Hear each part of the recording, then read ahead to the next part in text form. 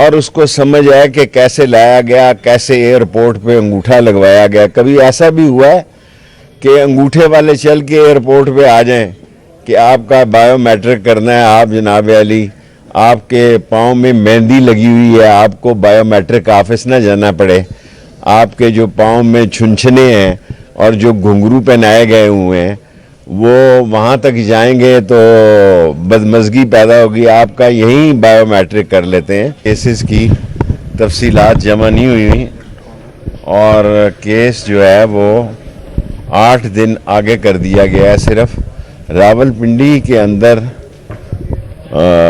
Report آئی ہے 8 تھانوں کی. وہ باقی پنجاب میں کتنے کیسز رجسٹرڈ ہوئے ہیں تو وہ 1 ہفتے کی جج صاحب نے ان کو مہلت دی ہے کہ 1 ہفتے بعد وہ بتا سکیں گے. کیونکہ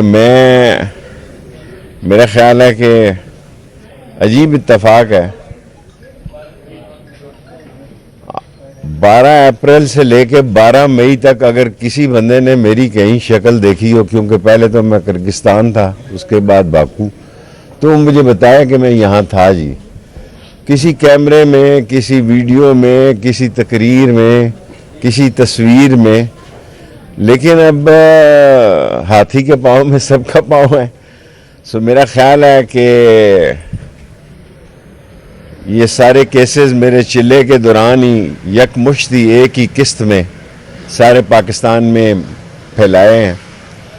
اور 19 تاریخ کو 9 تاریخ کو دہشت گردی کی کورٹ میں میرے 21 کیسز ہیں اور اس میں دیکھتے ہیں انشاءاللہ، امید ہے.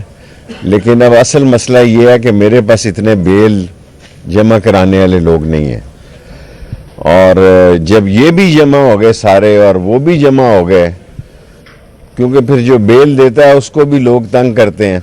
جس بندے نے میری گاڑیوں کی بیل دی تھی اس کو بھی اٹھا کے لے گئے تھے. پھر وہ بندہ خود بڑا سمجھدار تھا، شیخ نہیں تھا، وہ اب سیٹل کر کے آ گیا اپنے معاملات کو تھانے کے اندر.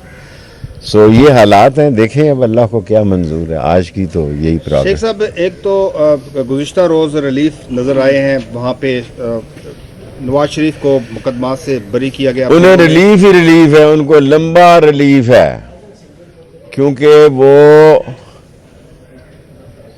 انسان جو ہے وہ یہ سمجھتا ہے کہ شاید یہ ساری چیزیں اس کی بہتری کے لیے ہی ہو رہی ہیں.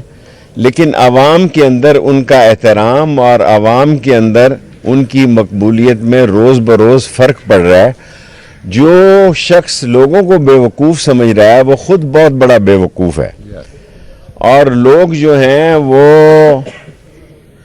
اب بہت سمجھدار ہو گئے ہیں. ہر بندے کی جیب میں ٹیلی فون ہے اور اس کو سمجھ آئے کہ کیسے لایا گیا، کیسے ایئرپورٹ پہ انگوٹھا لگوایا گیا. کبھی ایسا بھی ہوا ہے کہ انگوٹھے والے چل کے ایئرپورٹ پہ آ جائیں کہ آپ کا بایو میٹرک کرنا ہے، آپ جناب علی آپ کے پاؤں میں مہندی لگی ہوئی ہے، آپ کو بایو میٹرک آفس نہ جانا پڑے، آپ کے جو پاؤں میں چھنچھنے ہیں اور جو گھنگرو پہنائے گئے ہوئے ہیں وہ وہاں تک جائیں گے تو بدمزگی پیدا ہوگی. آپ کا یہیں بایو میٹرک کر لیتے ہیں. سو عوام کی طرف میرا خیال ہے کہ کل جو فیصلہ کیا پی ٹی آئی نے، ایسا محسوس ہوتا ہے کہ ان کو بلے کا نشان مل جائے گا. آگے مجھے پتہ نہیں ہے. اور یہ جو چل رہا ہے کہ میں نے کسی کے ہاتھ کوئی پیغام بھیجا، میں نے کسی کے ہاتھ کوئی پیغام نہیں بھیجا.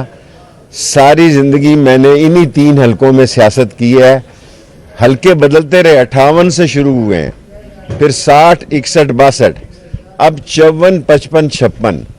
سو انہی سردار رازق صاحب ہمارے بڑے لائر ہیں اور بیچارے محنت کرتے ہیں اور شیخوں سے بھی پیسے نہیں لیتے. سو 54، 55، 56 میں انشاءاللہ تعالی 2 حلقوں کا میں فیصلہ کروں گا. 10 تاریخ سے الیکشن کمپین شروع کروں گا. کوئی جلسے کی ضرورت نہیں ہے. جس آدمی نے 16 مئی کا قحط زدہ دور دیکھا ہے جس آدمی نے 16 مئی کا قیامت زدہ، بھوک زدہ، ننگ زدہ، تباہی اور بربادی کا، اقتصادی اور معاشی اور سماجی تباہی کا شہباز شریف کا دور دیکھا ہے، وہاں کام کرنے کی ضرورت نہیں. میں الیکشن لڑ رہا ہوں پی ڈی ایم کے خلاف، قلم دوات کے نشان پہ. یہ فیصلہ کرنا ہے کہ میں نے کون سے 2 وارڈوں سے لگنا ہے، کیونکہ سارا میں جیل میں تھا، ان کا کوئی قصور نہیں ہے الیکشن کمیشن کا. میں پہلی دفعہ زندگی میں ان سے میں نے رابطہ کیا، حالانکہ میرے ساتھ انہوں نے 3 سال کام کیا. میں نے زندگی میں کبھی ان کو کال نہیں کی، لیکن کیونکہ میں 40 دن کے چلے پہ تھا، وہ حلقہ ایسے بنایا کہ فیورٹ جو میرا ازم ہے وہ سارا ریلوے کالونی اور گوال منڈی گارڈن کالج سے میرا فیورٹ تھا، اور صدر وہ اس طرف چلا گیا 54 میں. 55 میرا حلقہ جہاں لال حویلی ہے، اور 56 راشد حفیظ صاحب راشد شفیق والا علاقہ جو ہے.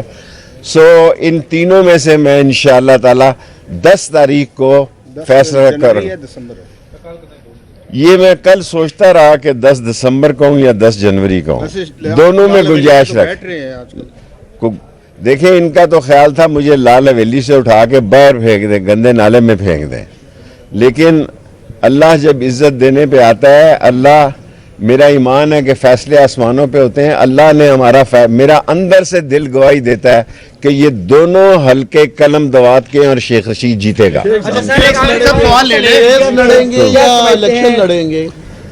کیس لڑوں گا یا الیکشن لڑوں گا، آپ دسو. کیس ہم لڑیں گے، الیکشن چیئرمین کی صورت میں ایک نام سامنے آیا ہے، جی شبکمار. یہ بتائیے گا کہ الیکشن کیمپین میں آپ جا رہے ہیں، آپ کے مخالفین بھی کیمپین کر رہے ہیں، میں نہیں ابھی کر رہا. جو مختلف حلقوں سے شبہات کا اظہار کیا جا رہا ہے کہ الیکشن ہوں گے یا ابھی نہیں ہوں گے، اس پر آپ کیا کہیں گے؟